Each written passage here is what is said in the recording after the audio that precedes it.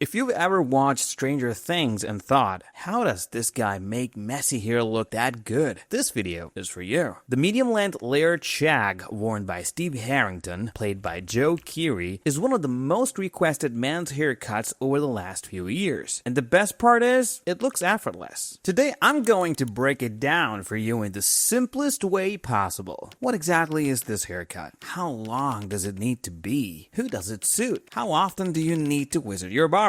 And most importantly, how to style and maintain it so it doesn't turn into a flat, awkward mess. So without any further ado, let's get into it. So first, let's actually talk about what this haircut is, because a lot of people walk into a barbershop and just say, "Give me Steve Harrington's hairstyle," and the barber just stares at them. To get this haircut right, you need to describe it properly to your barber. This is a medium-length layered shag with heavy scissor work. No fades, no hard tapers, no skin showing. Everything is blended and soft. The haircut relies on long layers and internal texturizing to create movement. The top flows backward and sideways. The fringe can fall forward into the eyes. The sides are full but not bulky. The back is longer but balanced, never mullet long. It is controlled volume and structured messiness. Now, let's talk about the ideal length for this cut, because getting the length right is actually really important. You want your overall hair length to be what's called medium length. For the top section, you should have 6 inches in length. When styled back, it should have enough length to lift and fall naturally without sticking straight up. You're not going for anything too short that it loses the shaggy quality, and you're not going so long that it becomes a full mullet or a surfer cut. For the fringe area specifically, aim for about 7 inches. This allows for the swooping front that defines the look. For the crown area, keep it slightly shorter than the fringe, but still long, about 6 inches. This helps prevent a flat top and supports volume. For the sides, you should have 4 inches. I want you to pay attention, because if the sides are shorter than 3 inches, you lose the shag effect. If they go beyond 5 inches without layering, they become bulky. The sides should be long enough to lightly brush the middle of your ears and slightly tuck behind them if pushed. For the back, aim for 5 inches. It should touch the top of your collar, but not rest heavily on your shoulders. The back must be layered to remove weight. If it is all one length, it turns into a 70s mop instead of a modern shag. Okay, so who does this cut actually work best for? Let's be honest about this, because not every haircut works for every person. In terms of face shapes, the medium layered shag is genuinely one of the more versatile cuts out there. It works really well for oval faces, which is the most balanced face shape. If you have an oval face, you're in luck, because honestly, almost any cut looks good on you. And this one is no exception. It also works beautifully on square faces, because the soft layered texture and that sweep of fringe across the forehead help soften those strong angular features. If you have a round face, the volume and height you can build on top with the cut help elongate your face and give it more definition. But you must keep the sides closer to 3 to 3.5 inches instead of 4. Too much side width will make your face look wider. Heart-shaped faces, where you have a wider forehead and a narrower chin, also do well with this cut, because the fringe helps balance out their width at the top. The one face shape where you want to be a little more careful is the oblong or very long face, where the face is significantly longer than it is wide. If that's you, you don't want to build too much height on top, because it can make your face look even longer. Instead, keep the volume more on the sides and go for a slightly less dramatic top. But even then, with the right styling approach, it can still work. And if you don't know your face shape,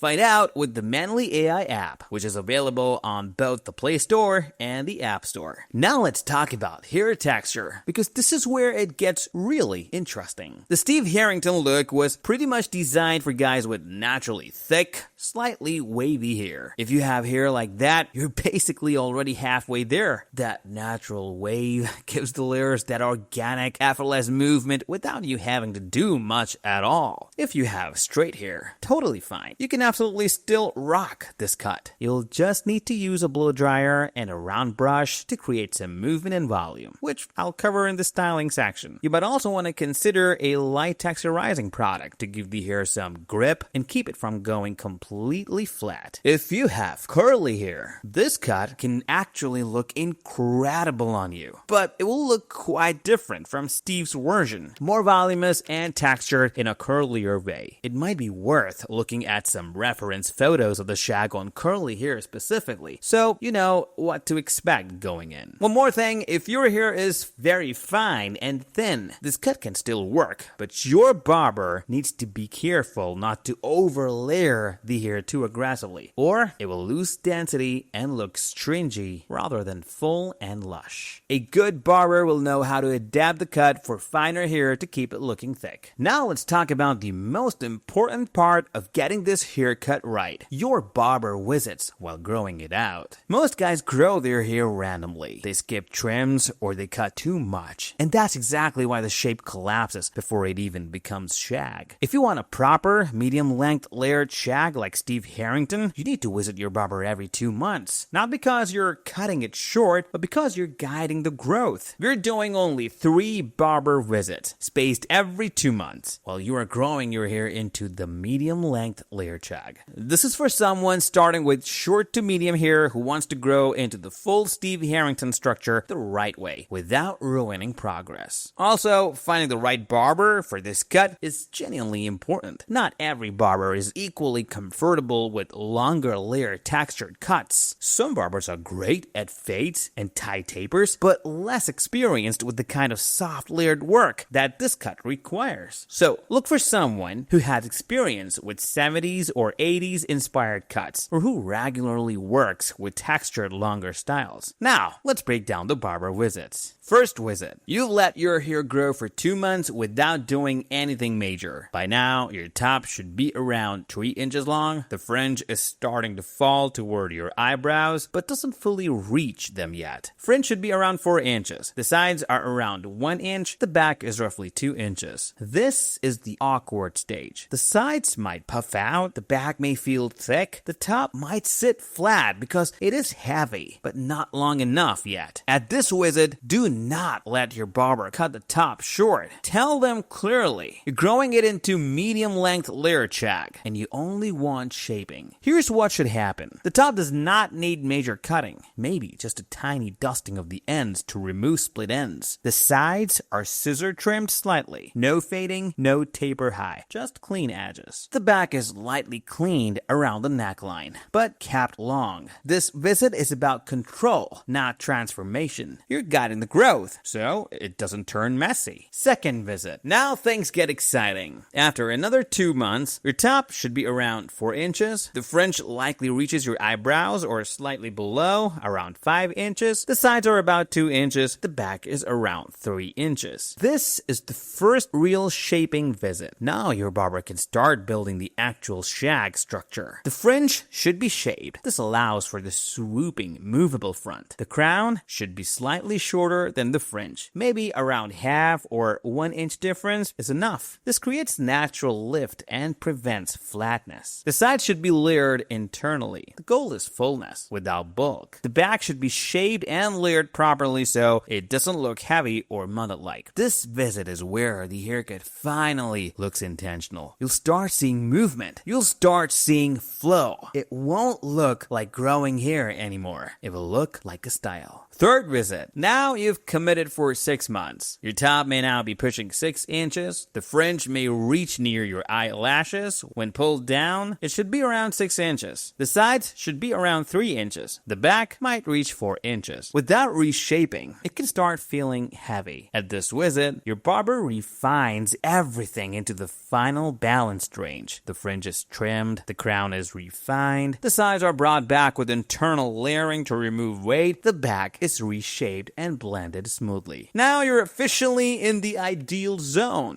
Alright, let's talk about maintenance because this is where a lot of guys drop the ball. They get a great haircut and then just let it go for 3 or 4 months and wonder why it stopped looking good. For the Steve Harrington shag, you want to be seeing your barber roughly every 6 weeks, which is about a month and a half. I know that might sound more frequent than what you're used to, but here's why it matters. By the 6-week mark, the hair has grown out enough that the layers start to lose their shape. The ends get heavy, the movement starts to die, and that beautiful feather textured quality begins to flatten out. The cut starts looking more like a medium-length messy hair rather than the intentional, well-crafted shag you started with. When you go back at the 6-week mark, you're not always taking a ton of length off. Sometimes your barber is just doing a shape up, removing the weight from the ends, refreshing the layers, maybe cleaning up around the ears and the neckline. It is a maintenance visit as much as a full cut. And honestly, these shorter, more frequent visits are usually cheaper and quicker than waiting 4 months and needing a full overhaul. When you're sitting in that chair, communicate with your barber clearly. Tell him you want to maintain the layered shag shape, keep the length, and just clean up the layers. If anything has gone slightly off since your last visit, maybe the fringe has gotten a bit too long or the sides are feeling heavy, this is the time to address it. A good barber who knows your hair and this style will know exactly what to do. Now let's talk styling, because even the perfect cut needs daily effort. Start with damp hair. Apply a lightweight volumizing mousse or sea salt spray. Not too much. A golf ball sized mousse is enough. Distribute evenly. Blow drying is mandatory. Use medium heat and your fingers. Lift the front upward and back while drying. Move your fingers through the sides to prevent flatness. Focus airflow at the roots for lift. If you want a more defined swoop in front, use a medium round brush and pull the fringe upward and slightly backward while directing heat from underneath. After drying, use a small amount of texture cream or light pomade. Rub it between your hands until invisible, then lightly rake through the ends. Scrunch slightly to enhance movement. Avoid heavy wax or gel. The style should move when you shake your head. If your hair falls flat during the day, flip it upside down for 10 seconds and run your fingers through it. That reactivates volume. And that's how you get and maintain this hairstyle step by step. This hairstyle requires hair growth. I've made a separate video on how to grow your hair the new way in 2026. Watch this next, guys.